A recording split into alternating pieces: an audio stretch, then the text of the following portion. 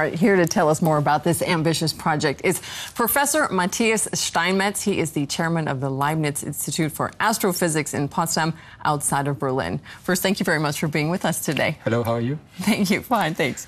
All right, now basically scientists are hoping to answer the existential question, how did our universe come into being? What kind of discoveries do astronomers hope to get out of the SKA project? Well, one of the big questions we hope to address with the SKA is the question, what happened during the dark ages of the universe?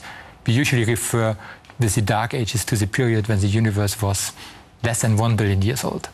All right, now how can uncovering the mysteries of a billion years ago, or more than a billion years ago, help us today in our modern world?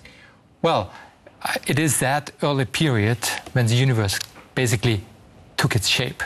It was that period when out of nothing stars were formed, planets were formed, galaxies were formed.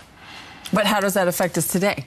Well, at the end, we humans would like to know where do we come from. And that knowledge will tell us how our current universe came into place. All right, going back to that existential question. Yeah. All right, well, a lot of money is being pumped into the SKA project, 1.5 billion euros. Yeah. Why is it so expensive? Well, it is a huge array. It is distributed 3,000 antennas over a huge or vast area of space, and they need to be connected with modern high-performance internet connections. They need to be powered. All that is basically, we don't have the technology in hand right now. We have to develop it, and all that costs money.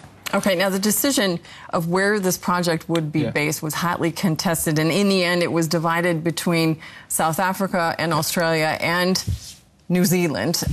What was that? Was that a political decision, or does it make scientific sense to base it across two continents?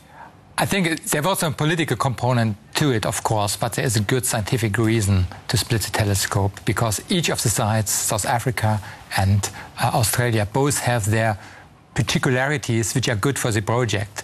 And so having both together basically combines the benefits of both sides. All right, now the world's most powerful optical telescope, aptly named the European Extremely Large Telescope, is one step closer to being built in Chile. Will this enhance or compete with the SKA? It will enhance the SKA, because optical telescope tell you mainly about the stars in galaxies, how they form and what they are made of. Radio telescopes look in a different range of wavelengths, looking basically at the pristine gas which is about to form stars and galaxies. So with both, we have the unborn stars, so to speak, and the born stars, and can analyze both at the same time. Professor Matthias Steinmetz, we thank you very much for your very interesting insights about the SKA. You're welcome.